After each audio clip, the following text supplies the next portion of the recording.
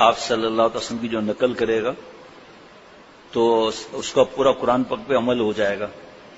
دلیل صدیقہ کائنات اما عائشہ صدیقہ رضی اللہ تعالی عنہ سے پوچھا کسی نے کہ آپ صلی اللہ علیہ وسلم کی زندگی مبارک، اخلاق مبارک، یہ سب کیا تھے؟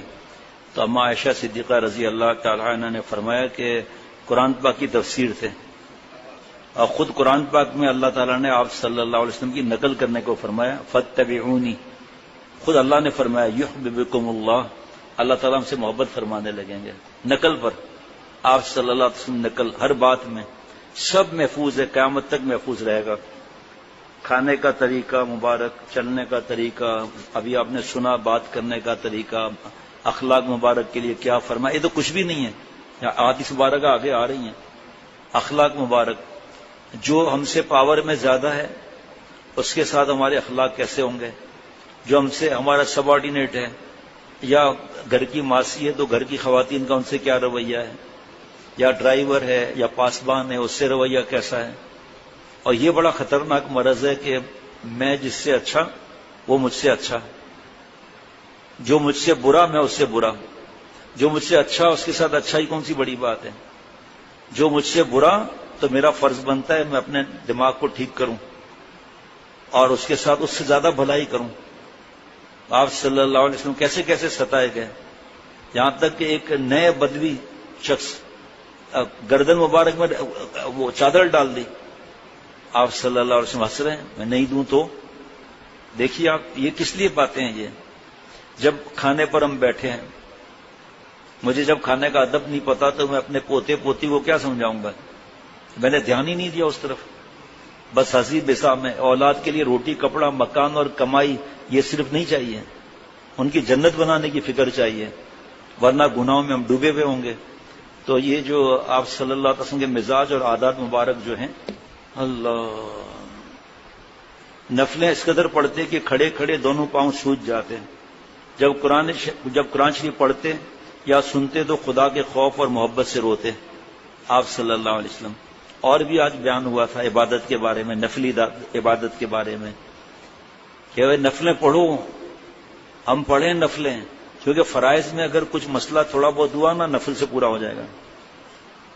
قرآن پاک ٹھیک کرنے کی فرصت ہی نہیں ہے، اور اچھے طریقے سے بولنا، اخلاق پتہ ہی نہیں ہم لوگوں کو۔ نفلیں پڑھنا چاہیے۔ اور پھر جو کل بتایا تھا 3 قسم کے عبادت والے لوگ، 2 دفعہ بتا چکا ہوں، رات کو بھی آج صبح بھی۔ اب جس نے چھوڑ دیا محروم ہو گیا کہ ایک عبادت جو ہے وہ ڈنڈے والی ہے، ایک عبادت تاجر والی ہے، ایک عبادت عاشق والی ہے، اللہ کے رضا والی ہے۔ بہرحال عاجزی اس قدر مزاج میں تھی کہ اپنی امت کو حکم فرمایا کہ مجھ کو بہت مت بڑھا دینا، اور کوئی غریب خدمت کرنے والی آ کر کہتی کہ مجھ کو آپ سے الگ کچھ کہنا ہے،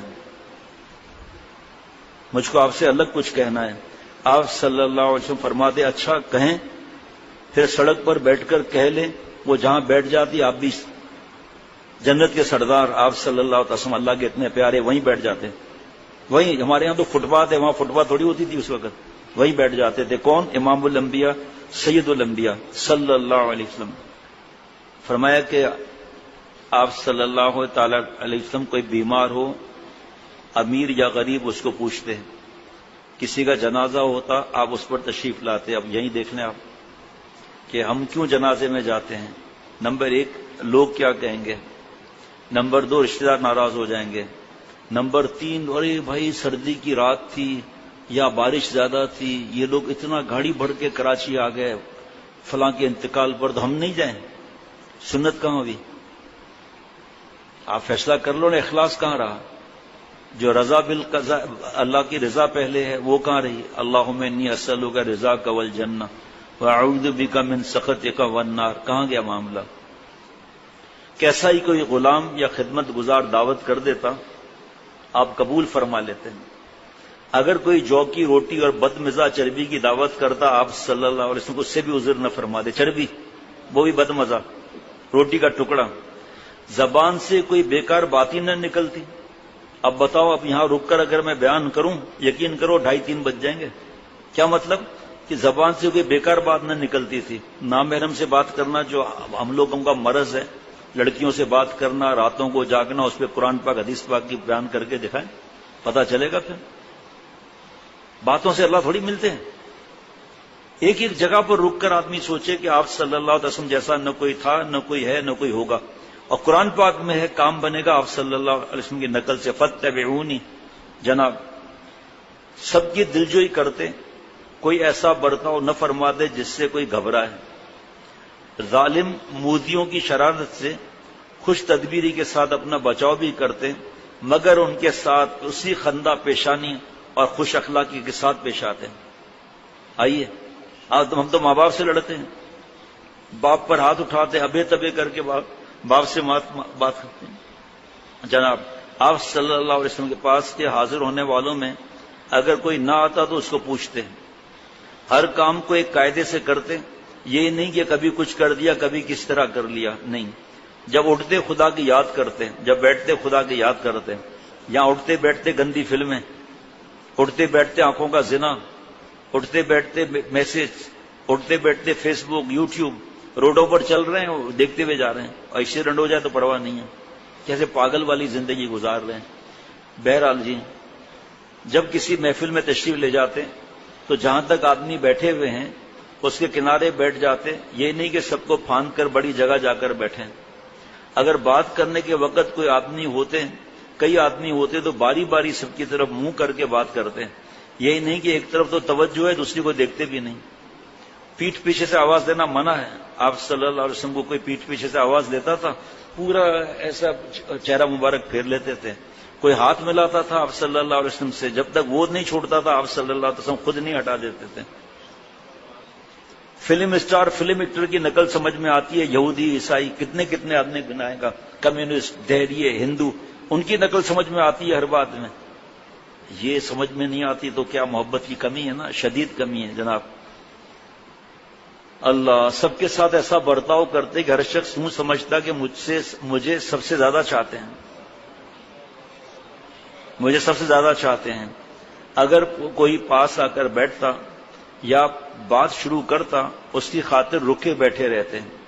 جب پہلے وہی اٹھ جاتا تب آپ اٹھتے تھے. واہ واہ واہ واہ. آپ صلی اللہ علیہ وسلم کے اخلاق سب کے ساتھ عام تھے. گھر میں جا کر مسند تکیہ لگا کر بیٹھتے تھے. گھر کے بہت سے کام آپ نے ہاتھ سے کرتے تھے. کہیں بکری کا دودھ نکال دیا، کہیں اپنے کپڑے صاف کر لیے، اپنا کام اکثر اپنے ہاتھ سے کر لیا کرتے تھے.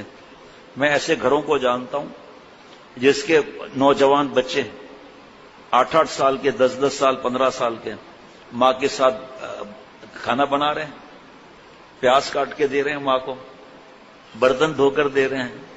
ماں کی آسمان پر جائے گی نہیں جائے گی؟ اپنے اولاد کے لیے دعا بھی بد دعا بھی ایسی جاتی ہے، اس لیے بد دعا نہیں کرنی چاہیے. کیسے ہی برے سے برا آدمی آپ کے پاس آتا اس سے بھی مہربانی کے ساتھ ملتے، اس کی دل شکنی نہ فرماتے. دیکھیں بات پر بات یاد آ رہی ہے، الحمدللہ اللہ کے کرم سے حضرت کی جوتیوں کے صدقے، والدین کی دعائیں. آپ صلی اللہ علیہ وسلم نے فرمایا کہ اے عائشہ، وہ جو آدمی آ رہا ہے نا یہ قوم کا سب سے برا آدمی ہے، سب سے برا آدمی ہے قوم کا. جب وہ قریب آئے تو آپ صلی اللہ علیہ وسلم فرمایا آئیے بیٹھو بیٹھو بھائی، آؤ بیٹھو بیٹھو بھائی، کھجور لاؤ، پانی لاؤ، جو بھی مفہوم ہے. وہ چلا گیا. اما عائشہ صدیقہ رضی اللہ تعالیٰ عنہ نے بار میں پوچھا یہ کیا معاملہ ہے؟ فرمایا والا آنے والے کا دل خوش کرنے کے لیے. اے عائشہ، میں اچھے اخلاق کے ساتھ مبعوث کیا گیا ہوں اور اچھے اخلاق پھیلانے کے لیے.